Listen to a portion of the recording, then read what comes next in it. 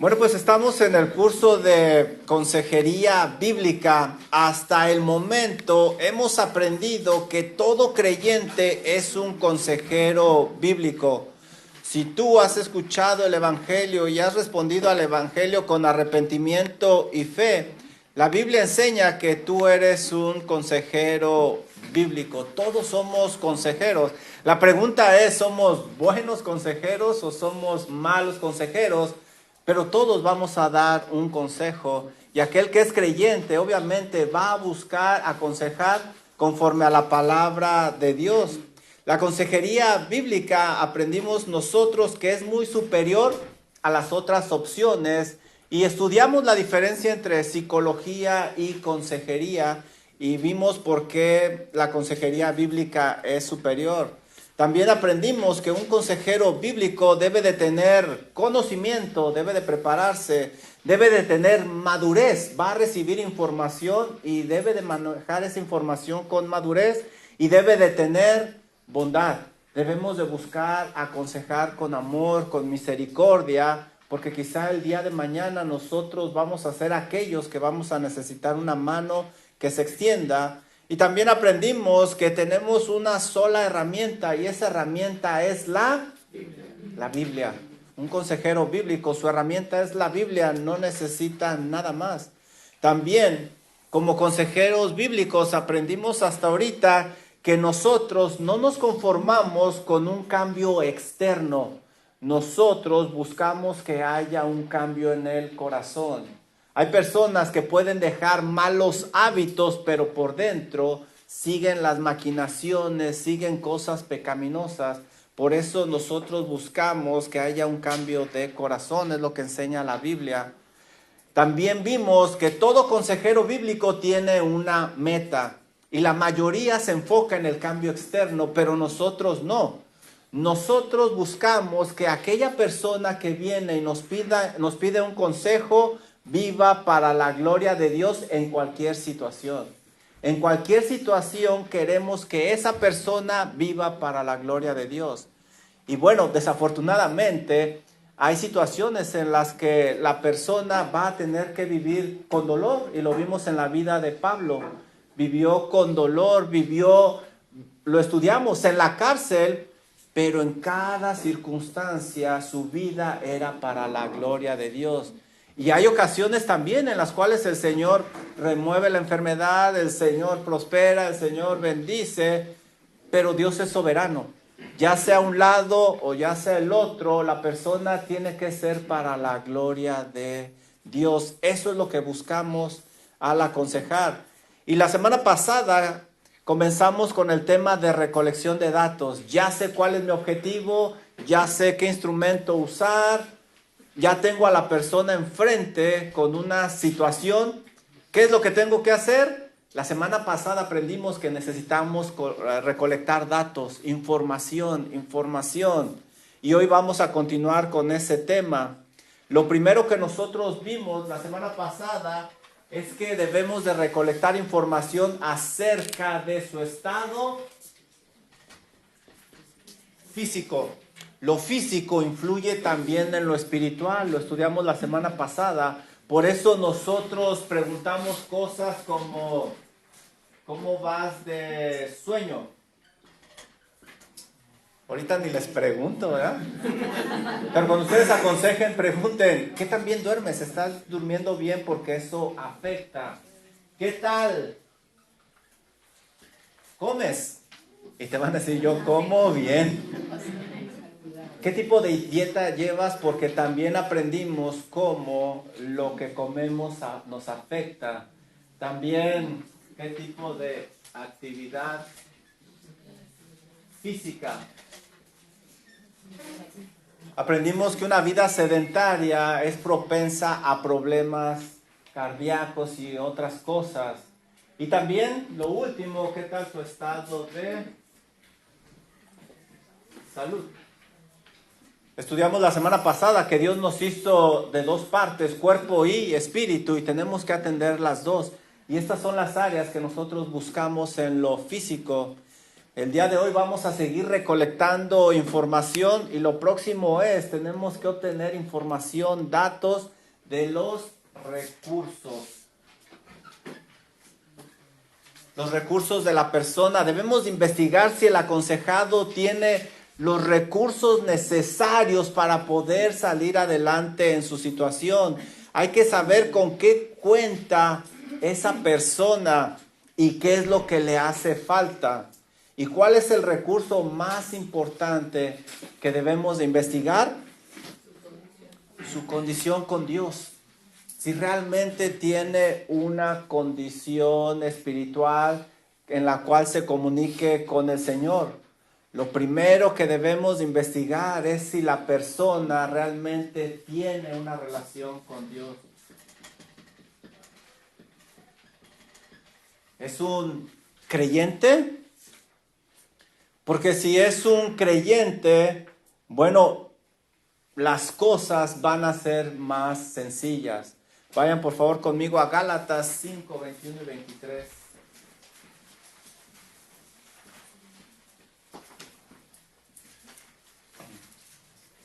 La gran mayoría de las personas van a decir que son creyentes, pero nosotros como consejeros ya estudiamos soteriología bíblica, la doctrina de la salvación.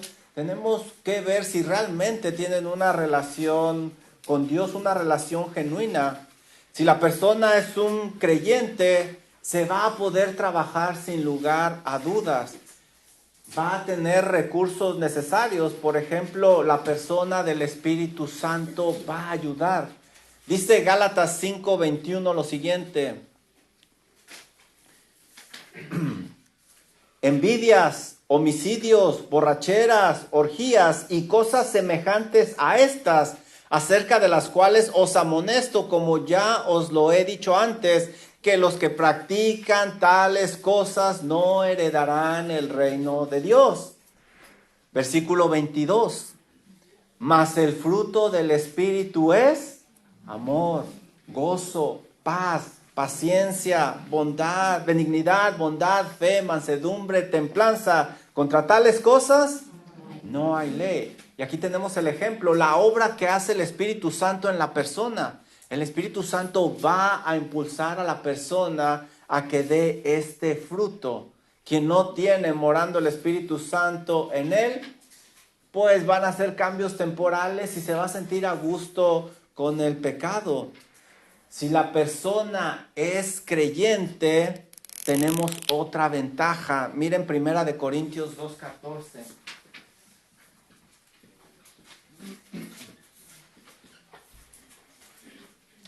La persona va a poder entender las sagradas escrituras, la Biblia. Dice 1 Corintios 2:14 que el hombre natural no percibe las cosas que son del Espíritu de Dios, no las entiende, porque para él son locuras, son pérdida de tiempo, no las puede entender, dice este pasaje, porque se deben de discernir espiritualmente. Ahora, otra ventaja que vamos a tener si la persona es creyente, 2 Corintios 3:18.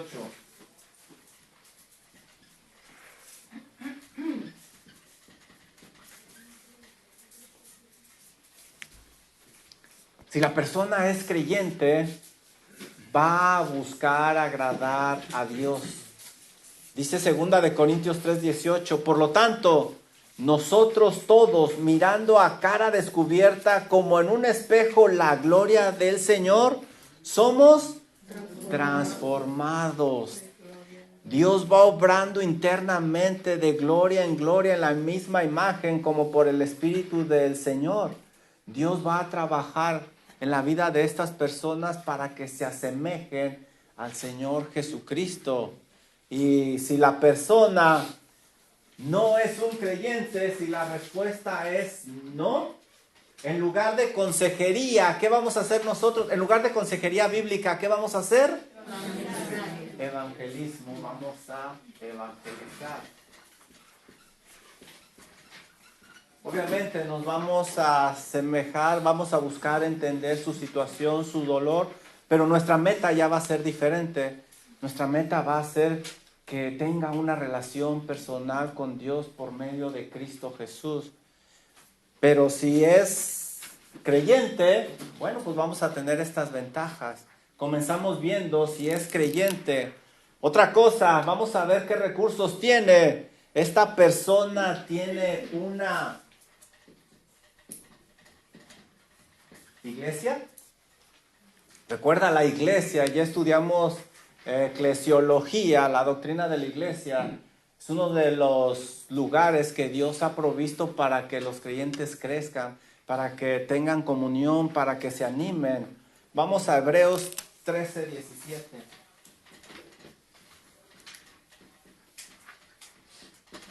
En una iglesia local es donde nos ayudamos, nos animamos, nos exhortamos.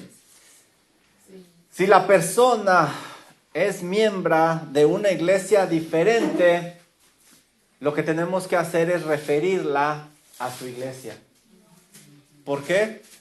Porque bueno, a lo mejor tienen formas diferentes de ver las cosas, a lo mejor nos vamos a cruzar, qué sé yo. Lo primero que tienes que decirle es, ¿tienes iglesia? ¿Tienes pastor? ¿Tienes algún líder espiritual? Ve con él. Yo te aconsejo que vayas con él. Yo puedo orar por ti. Vamos a orar. Pero lo mejor es que vayas y hables con ellos. Porque mira lo que dice Hebreos 13:17. Obedecer a vuestros pastores y sujetaos a ellos. Porque ellos velan por vuestras. Y le podemos decir, mira, aquella persona es la que está orando por ti. Es la que está intercediendo, buscando el rostro de Dios. Tu pastor está al pendiente de ti. ¿Por qué? Mire lo que dice el resto del versículo. Como quienes han de dar cuentas. Va a ser responsabilidad de aquel pastor. Su líder espiritual le va a dar cuentas a Dios. No de su comportamiento, pero de que si le enseñó la palabra de Dios correctamente. A eso se refiere y ya lo estudiamos también en eclesiología. No que uno vaya a dar cuentas por cada persona y cada decisión y cada pecado. No, a eso no se refiere. A lo que se refiere es de que si les enseñamos, si les instruimos como un padre a unos hijos. Entonces, si la persona tiene una iglesia, la animamos a que hable con sus líderes espirituales. También debemos pero si tienen su iglesia aquí con nosotros, pues podemos platicar, interactuar más. También debemos de investigar acerca de sus creencias. ¿Qué tipo de creencia tienen? Y esto va a ser determinante porque podría ver las cosas de una manera diferente. Y si ve las cosas de una manera diferente, entonces va a ser difícil comunicarse. Por ejemplo, en nuestro caso, hemos visto nosotros en soteriología que trabajamos mucho en la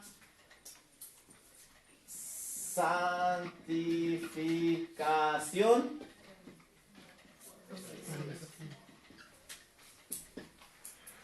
Tuve que sacar la palabra dominguera, ¿verdad? Si no, ¿cómo los apantallo el día de hoy? ¿Qué significa santificación progresiva? Simplemente que Dios está trabajando en nuestra vida, nos pone en ciertas circunstancias y nos está quitando nuestros malos hábitos y tenemos que trabajar. Eso es lo que creemos nosotros.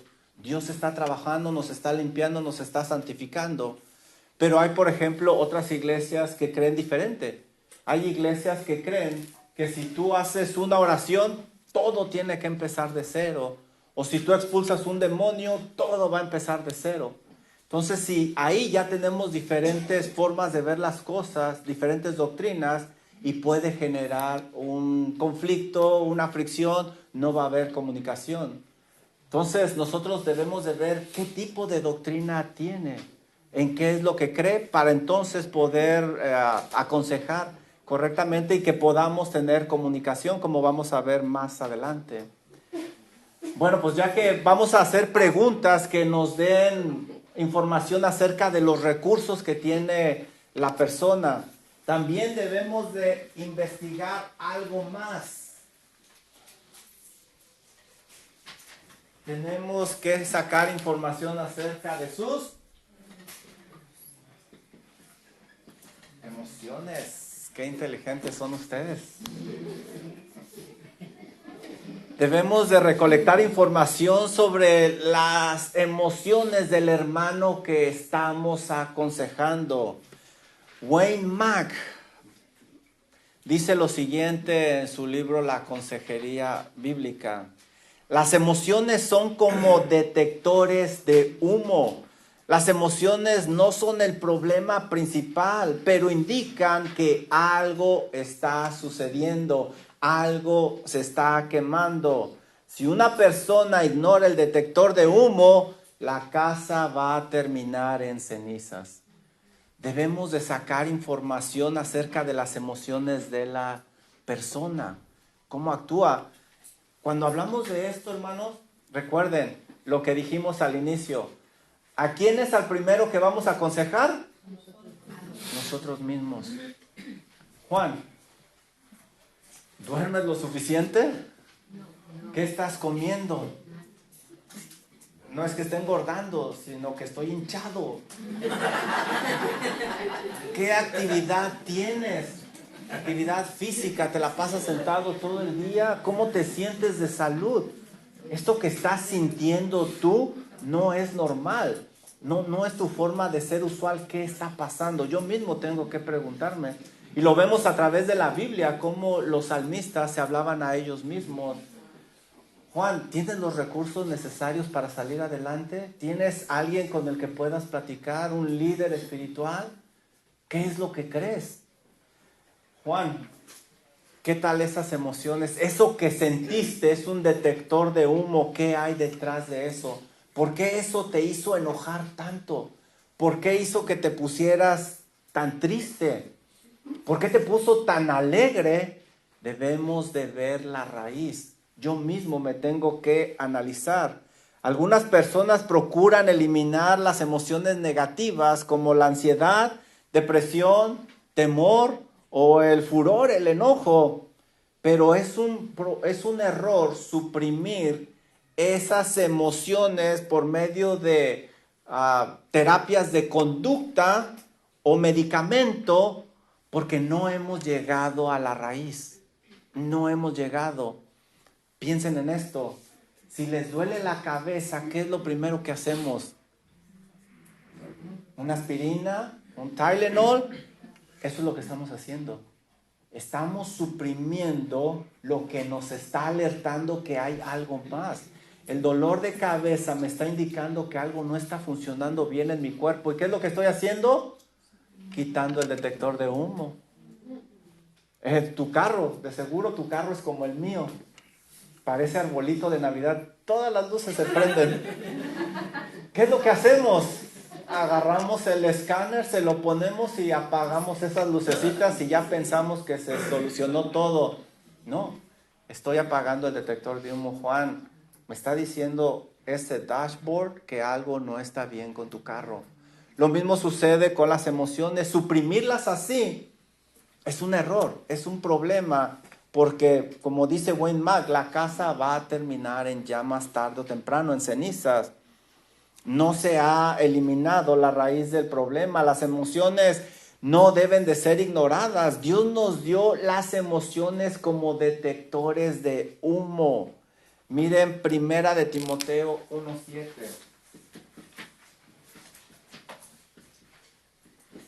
Juan, ¿por qué te sientes así?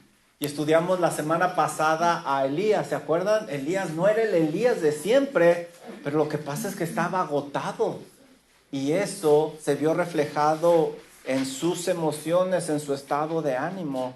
Dice Primera de Timoteo 1:7 lo siguiente. Mediante el Espíritu Santo nosotros podemos controlar esas emociones y saber lo que está sucediendo. Porque no nos ha dado Dios espíritu de cobardía. Segunda de Timoteo 1:7. Segunda de Timoteo. ¿Dónde andaban? No me digan que fue la primera de Timoteo. Si les contara que yo escribí aquí primera de Tomote.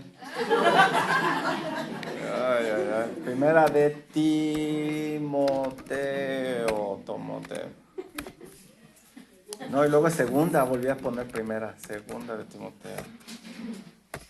Segunda de Timoteo 1:7, ¿ya lo tienen? Porque no nos ha dado Dios espíritu de cobardía, ahí ya está una emoción, sino de poder, de amor y de dominio propio. Las emociones son detectores de humo. Debemos de preguntarnos a nosotros mismos qué está pasando, qué se está quemando. Vamos a Génesis 4, del 5 al 8.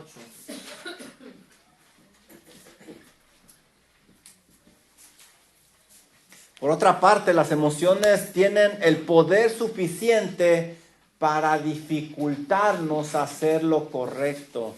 Las emociones nos pueden cegar. Si dejamos ese detector de humo que suene, nos va a sacar de control. Génesis 4, del 5 al 8, es la historia de Caín y Abel cuando llevan la ofrenda al Señor. Miren los detalles impresionantes, increíbles, interesantes que nos da la Biblia. Llevan su ofrenda, pero Caín no lleva lo que Dios pedía. Pero Dios no miró con agrado a Caín y a la ofrenda suya, y se ensañó Caín en gran manera, y decayó su... ¿Qué es esto? Emociones, sentimientos. Aquí las emociones ya afectaron a Caín en gran manera. Juan, ¿por qué decayó tu semblante? Ten cuidado porque lo que sigue no va a ser algo bueno. Y decayó su semblante. Versículo 6. Entonces Jehová dijo a Caín, miren aquí nuestro Dios haciendo consejería bíblica, haciendo neutética. ¿Por qué te has ensañado? ¿Y por qué ha decaído tú? ¿Qué está haciendo el Señor? Aun cuando Él es omnisciente, está recolectando información. ¿Se fijan? Está recolectando los datos y le está ayudando a Él a pensar. Esto es consejería bíblica. Y luego le dice el versículo 7, le da el consejo. Y si bien hicieres, ¿no serás enaltecido? Y si no hicieres bien, el pecado está a la puerta. Cuidado, cuidado con esa emoción. El pecado está a la puerta. Con todo esto, a ti será tu deseo y tú te enseñorearás de él. Debes de controlar eso. Cuidado, es un detector de humo. Versículo 8. Y dijo Caín a su hermano Abel, salgamos al campo. Qué bonitos hermanitos, ¿verdad? ¿Dónde está Caín y Abel? Fueron a pasear y Adán y Eva bien contentos. Salgamos al campo. Y aconteció que estando ellos en el campo, Caín se levantó contra su hermano Abel y lo... ¿Dónde empezó todo? El detector de humo. El detector de humo que nosotros silenciamos o hacemos que siga adelante. Es muy probable que si Caín hubiera escuchado ese detector de humo, no hubiera cometido ese crimen. Y quizá en estos momentos tú y yo estamos pensando en ocasiones en las cuales no escuchamos el detector de humo, hicimos cosas semejantes como la de Caín. El enojo fue el resultado del incendio que ocasionó su orgullo pecaminoso. Lo que hizo él no era lo correcto, sabía el tipo de ofrenda que tenía que llevar, pero ese orgullo debía de ser apagado por medio del arrepentimiento, pero no quiso. No hizo caso a ese detector de humo. Hay que preguntarnos o preguntarle al aconsejado qué tan sensible es a ciertas emociones, cómo le afectan. Como les decía Juan, ¿por qué decayó tu semblante? ¿Por qué te molesta tanto eso? ¿Por qué te pone tan triste? Y eso nos debe de llevar a la raíz de lo que está atrás. Otra cosa más que debemos de investigar y sacar información son las acciones. ¿Vamos bien hasta ahorita? 2 personas van bien conmigo, gloria a Dios por esos 2 espirituales. Y conmigo ya somos 3. Acciones. Debemos de preguntarle a nuestro aconsejado qué cosas está haciendo y qué cosas está dejando de hacer. Vamos nuevamente, bueno, pues ya estaban ahí, Génesis 4, del 3 al 5, vamos un poquito antes.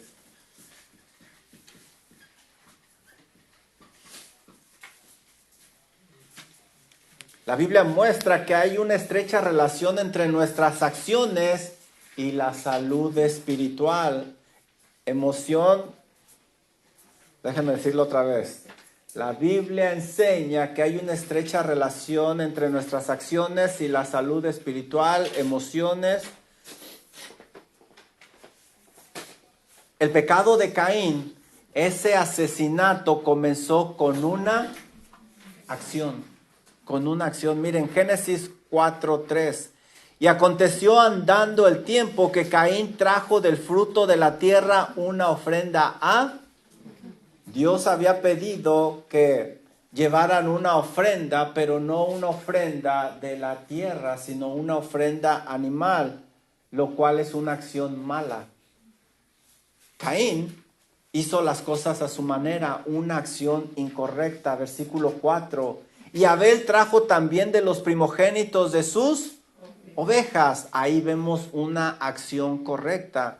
De lo más gordo de ellas. Y miró Jehová con agrado a Abel y a su ofrenda.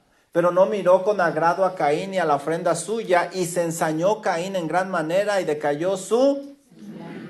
La mala acción de Caín le afectó. Sintió algo y luego terminó en un crimen, pero todo empezó ¿con qué? Con una acción. Una mala acción de Caín le desencadenó todo esto. Terminó en un crimen. Tenemos que preguntarle a las personas qué acciones están haciendo, porque deben de hacer las cosas que traiga la bendición de Dios. Miren, por ejemplo, Salmo 34.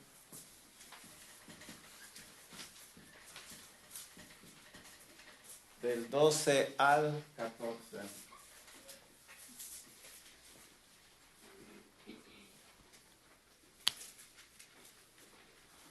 Hay que preguntarle, ¿cómo es tu vida? ¿Qué es lo que haces? Descríbemela.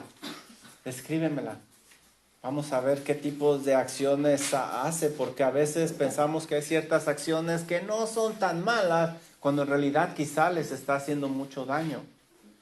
Yo les contaba, yo jugaba fútbol y no es tan malo. Si yo les dijera a ustedes, no, pues es que juego fútbol. Descríbeme qué tanto juegas, cómo es el ambiente donde vas a jugar, qué es lo que escuchas, qué es lo que hacen después del partido. Es más, cómo se preparan algunos antes del partido, porque también hay quienes se preparan de una manera inadecuada para entrar a jugar. Salmo 34 del 12 al 14, algo que no es tan malo, puede afectarnos. Salmo 34, 12. ¿Quién es el hombre que desea vida, que desea muchos días para ver el bien? Y todos decimos, amén, yo. Esto es lo que desean todos, pero ¿cómo puedo obtener esa bendición muchos días para que vea yo el bien? Mediante acciones piadosas. Miren el versículo 13. Guarda tu lengua del mal y tus labios de hablar engaño. Esas son acciones. Esto te va a evitar problemas, fricciones, tensiones, situaciones de salud. Versículo 14. Apártate de él y haz el bien. Estas son acciones. Búscala y síguela. ¿Por qué dice que la busques? Porque no se da tan fácil. Haz lo posible para que haya paz y síguela. Y esto obviamente trae muchos beneficios. Nuevamente, Juan, ¿qué es lo que estás haciendo? ¿Dónde estás invirtiendo tu vida? ¿A qué te dedicas? ¿Cómo te está afectando? El camino de la vida requiere obediencia a los mandamientos de Dios, acciones. A veces el cuerpo no quiere. ¿Ustedes creen que mi cuerpo quería levantarse hoy con este frío? No. Pero yo requería mandarle a mi cuerpo y hacer una acción. Hey, Lacey, wake up. Hasta en inglés le hablé. Y aquí estoy. Sí, vencimos al demonio Sabanás.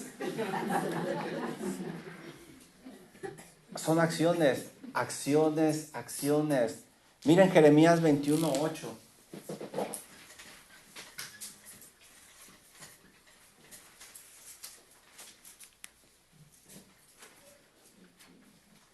Jeremías 21:8.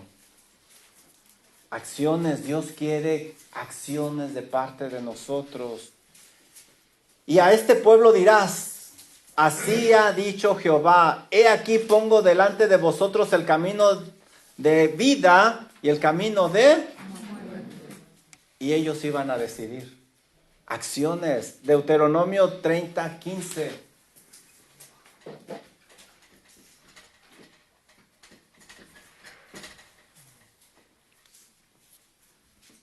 Dice el Señor nuevamente, acciones, acciones. Tu cuerpo no va a querer, el cuerpo del aconsejado no va a querer. Anímalo, impúlsalo a que haga acciones que le den gloria a Dios.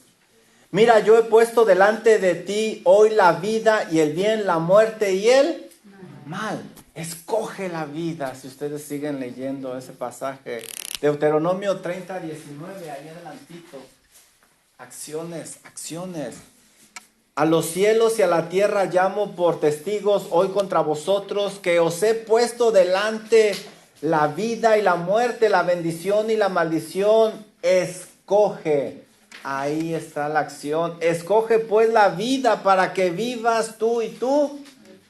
Escoge la vida, hermano. Escoge lo que trae la bendición de Dios. Deja de revolcarte en el pecado. Escoge la vida. Acciones, acciones, tu cuerpo no va a querer, pero tú lo tienes que obligar. Por otro lado, el camino de la desobediencia va a traer dolor. Sí, es un rato de placer, de alegría, de satisfacción, pero eso lo vas a pagar muy caro. Juan, ¿qué estás haciendo? ¿Qué acciones realizas durante el día? ¿Qué tanto beneficio te está trayendo eso, Juan? Sí, ante los demás, pues, estás sufriendo, estás batallando, pero vamos a analizar cómo está tu vida, cómo está tu día a día. Otro tipo de datos que debemos nosotros de recolectar es conceptos. ¿Y qué es eso?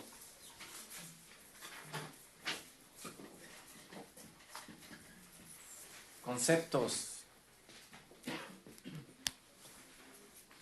Esto se refiere a las convicciones personales, actitudes, expectativas, deseos, valores. ¿En qué confía la persona? ¿Qué teme? ¿Qué es lo que le impulsa a vivir? ¿Cuáles son sus motivaciones? ¿Qué conceptos? Es muy importante saber qué es lo que controla al aconsejado. ¿Qué es lo que lo impulsa a realizar esas acciones? Cada uno de nosotros tenemos como una motivación que nos impulsa. Si Dios no es el que nos inspira, si Dios no es el que inspira al aconsejado, bueno, el mundo lo va a influenciar de muchas maneras. Mira lo que dice Mateo 6:24.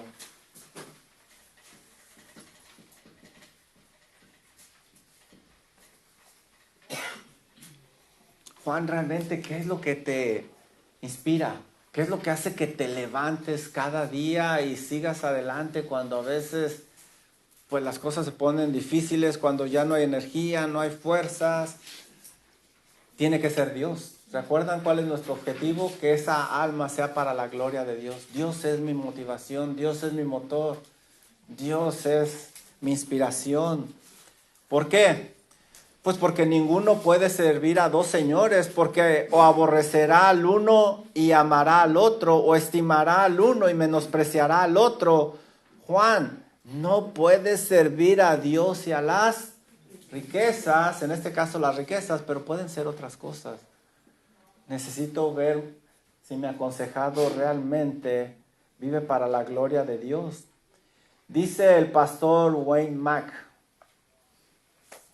lo que pensamos, deseamos. Y lo que deseamos, determina en última instancia cómo actuamos y sentimos. ¿Se fijaron? Lo que pensamos, deseamos. Y lo que deseamos determina en última instancia cómo actuamos y sentimos. Por eso debemos de ver qué es lo que realmente nos anima, nos inspira. ¿Vale la pena? ¿Realmente vale la pena? Pablo alertó a la iglesia de Roma a pensar lo correcto para desear lo correcto y actuar correctamente. Miren Romanos 12:2.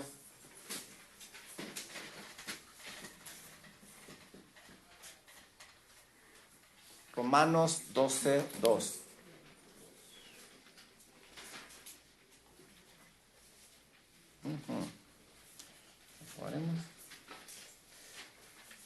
Dice Romanos 12:2, Juan, no os conforméis a este siglo, no tomes la forma del mundo, sino transfórmate por medio de la renovación de tu entendimiento.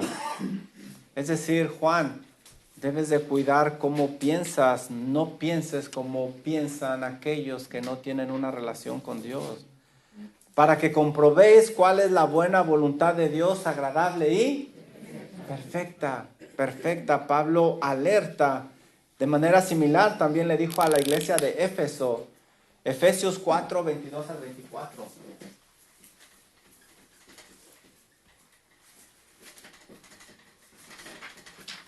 Efesios 4 del 22 al 24. Salud. De nada. No sé quién estornudó, pero me vi muy educado. Miren lo que dice Efesios 4:22. En cuanto a la manera pasada de vivir, Juan, despójate del viejo hombre. Juan, ese hombre está viciado con esos deseos engañosos. Bueno, pero ¿cómo puedo despojarme de lo pecaminoso y vestirme de justicia? El resto del versículo dice, versículo 23. Y renovaos en el espíritu de vuestra mente. ¿Qué es lo que piensas? ¿Qué anhelos estás metiendo ahí en tu mente? Y vestíos del nuevo hombre, creado según Dios en justicia y santidad y verdad. El aconsejado no podrá eliminar prácticas antibíblicas mientras su mente no sea renovada.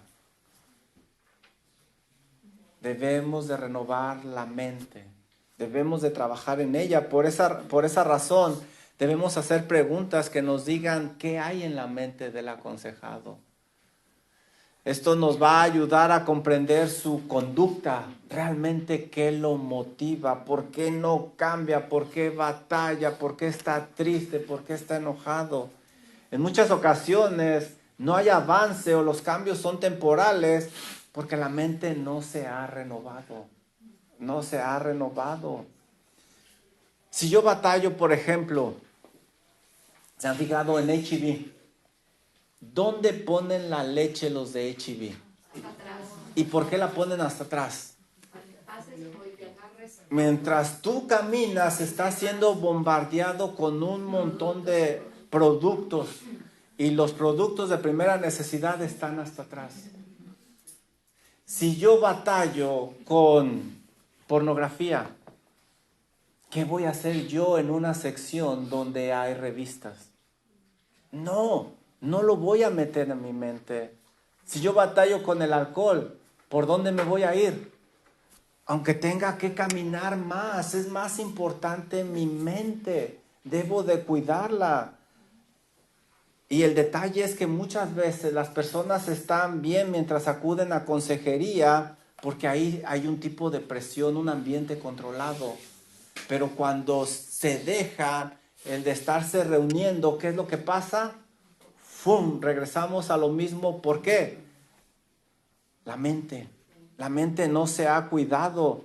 Si deseamos ayudar al aconsejado, debemos de obtener información acerca de su mente. Ayudarle a que evite esos lugares, que evite esas compañías, que evite todo eso que puede entrar a su mente, porque ese va a ser la motivación que lo va a impulsar a seguir adelante.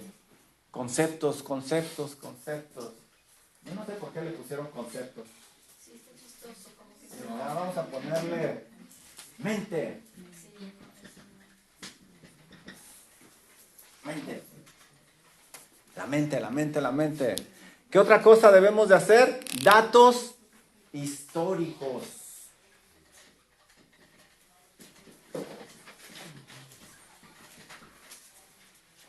Una vez llegó conmigo una pareja y me dice el señor, dice, no, pues es que mi esposa se pone histórica. Le dije, no, quiere decir histérica. No, histórica. Dice, se acuerda de todo lo que hice. Históricos, datos históricos. Debemos de obtener información del contexto presente y pasado del aconsejado. Aquí debemos de tener cuidado. En el presente debemos de ver cómo vive, qué presiones tiene, qué tipo de familia tiene, dónde trabaja. Ese es el presente. Tenemos que agarrar información de su presente, qué le está afectando. Pero también tenemos que ir al pasado para ver frustraciones, fracasos, tentaciones, bendiciones, en fin, qué sucedió en el pasado. Pero aquí es donde debemos de tener cuidado, porque no debemos de cometer el error que la gran mayoría comete al transferir todo al pasado para descargar la responsabilidad en el pasado y en otros. Es que yo soy así porque mi ta. No, es importante sacar la información, pero no debes tú de quitarte responsabilidad. Tú tienes responsabilidad ante Dios. No debemos de ignorar el pasado porque definitivamente afecta al presente. Puede haber ahí patrones de pecado, pero tampoco debemos de usarlo como una excusa para quitar responsabilidad. Y aquí es la parte donde la mayoría falla, quita responsabilidad. Lo que ocurre en el presente es tan importante como lo que ocurre en el pasado. Un consejo sin el contexto adecuado puede ser muy dañino. Si nada más nos enfocamos en el presente o nada más nos enfocamos al pasado, el consejo puede causar mucho daño porque no tenemos todo el panorama. Miren un ejemplo, Job 19, del 1 al 3.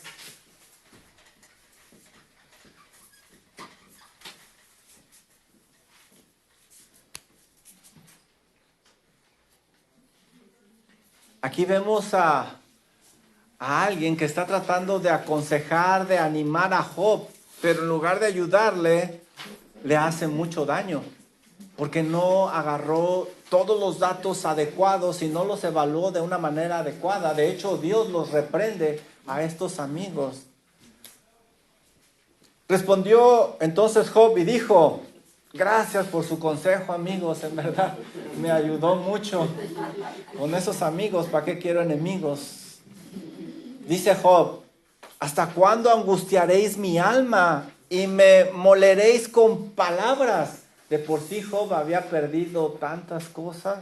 Versículo 3, ya me habéis vituperado 10 veces. ¿No os avergonzáis de injuriarme? Ellos no tenían todo el contexto. Tenemos nosotros que obtener todo el contexto. Y cuando hablan de dos partes, aunque una parezca culpable, tienen que oír las dos partes siempre.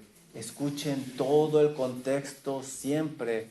La Biblia dice que cada uno de nosotros somos justos en nuestra propia opinión. Siempre nos vamos a justificar, siempre vamos a sacar lo mejor de nosotros y lo malo lo vamos a maquillar. Entonces el contexto presente y pasado, dice Wayne Mack, él da este ejemplo. Platiqué con un muchacho que no se llevaba bien con sus jefes y cambiaba de trabajo constantemente. Le pedí que me contara cómo era cada trabajo y cómo eran los jefes que él había tenido durante su tiempo trabajando. Y él me dijo que todos los jefes eran malos y todos los empleos los calificó como pésimos. Entonces, dice Wayne Mack, le pregunté sobre la primera autoridad que él tuvo en la vida. Su primer jefe, ¿quién sería? Su papá. Su papá, exactamente. Y él dijo que tuvo muchos problemas con su papá, problemas prolongados.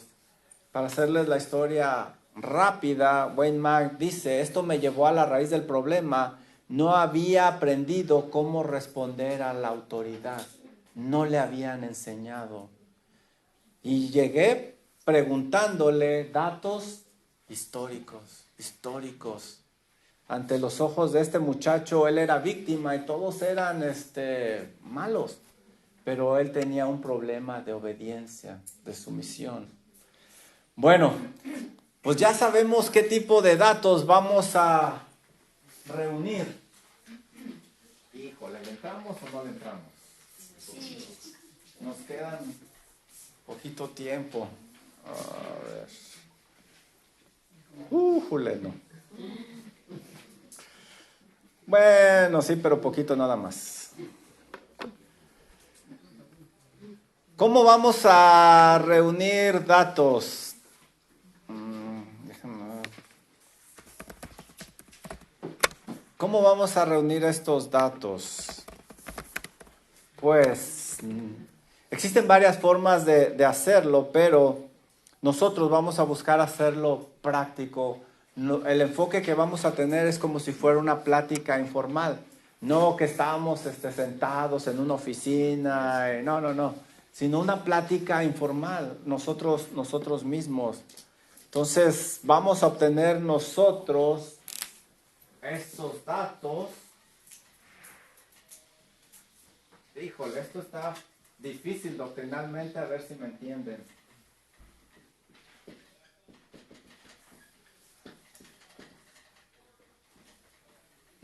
Preguntando, tan simple como eso. Pregunten. Miren, cuando nosotros vamos, por ejemplo, a Génesis 3, cuando Adán y Eva pecó, ¿qué hizo el Señor? Les preguntó, ¿dónde estás tú? Y después, cuando está confrontándolos a ellos, hey, ¿quién te enseñó que estabas desnudo? ¿Has comido del árbol del que yo te mandé que no comieses? Génesis 3:11. Génesis 3:13. ¿Qué es lo que has hecho? Usé ejemplos de Génesis 3. Preguntar. Pero no hay que hacer cualquier tipo de preguntas. Las preguntas deben de ser adecuadas. Las preguntas adecuadas son aquellas que se hacen con prudencia y amor. Número 1, mi pregunta debe de ser con prudencia y amor. Yo también debo de preguntarme, ¿por qué estás preguntando eso? ¿Realmente es importante para la situación o simplemente estás tratando de satisfacer tu curiosidad? Debemos de buscar que las preguntas sean adecuadas, que nos den la información que necesitamos, y también deben de buscar tranquilizar al aconsejado. Debemos de evitar que se ponga a la defensiva o que ya no quiera platicar. No, debemos de interactuar para obtener información. Él debe de alcanzar a ver que nos preocupa, que queremos ayudarle. Cuando el consejero nota que el aconsejado está incómodo en ciertas líneas de preguntas, bueno, cambiamos el tema, pero después regresamos y vamos a insistir hasta que saquemos esa información para poder ayudarle. Ahora, las preguntas adecuadas son relevantes.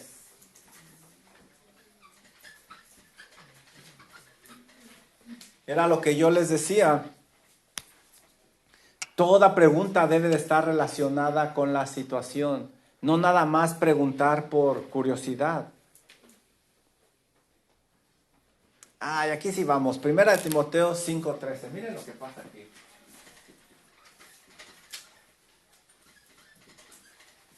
Primera de Timoteo 5:13. Aquí tenemos algunas viudas que andan haciendo consejería, pero ¿qué tipo de consejería están haciendo estas hermanitas?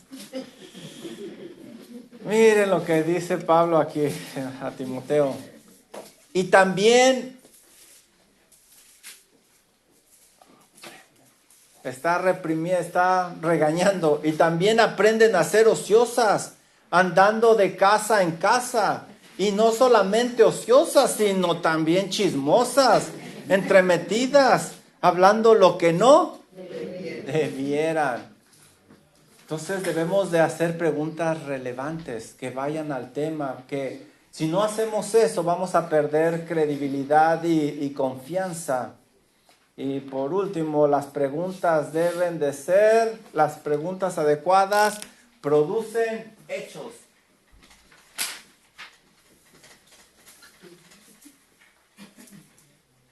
Muchas veces preguntamos y no sabemos preguntar y no genera ningún hecho. Por ejemplo, decimos, muchas veces preguntamos, oye, ¿pero por qué lo hiciste, hermano? ¿Y qué es lo que usualmente nos dicen? No sé. Eso no va a ayudar, no produce un hecho. Debemos de buscar hacer preguntas que nos den información. Por ejemplo, un consejero dice, ¿por qué existe ese problema con tu mamá? Y la joven aconsejada dice, no sé. Ahí no estamos avanzando. No se está haciendo la pregunta adecuada. Debemos de centrar nuestros esfuerzos en preguntar más que nada ¿qué? Hacer preguntas como ¿qué te está pasando? Ahí ya abrimos la puerta a una respuesta más amplia. ¿Qué quieres decir con eso? Explícamelo. ¿Qué has hecho acerca de esa situación? ¿Qué te ha ayudado? ¿Qué fue lo que empeoró? Otras preguntas útiles empiezan con el ¿cómo? ¿Cómo actuaste tú? ¿Cómo trataste de solucionarlo? ¿Alcanzan a ver la diferencia? Sabemos que a veces con quien estamos hablando no quiere cooperar y nosotros le ayudamos con preguntas así. Otro error muy común es hacer preguntas cerradas. ¿Cuáles son las preguntas cerradas? Las que no están abiertas. Las preguntas cerradas son las que se responden con una palabra. Un sí, un no o una palabra. ¿Te gustó? Sí. Esa es una pregunta cerrada. ¿De qué me va a ayudar? De nada. ¿Qué piensas de lo que te di? Esa es una pregunta abierta. ¿Deseas casarte? Obviamente va a decir, sí, están bien anestesiados, sí.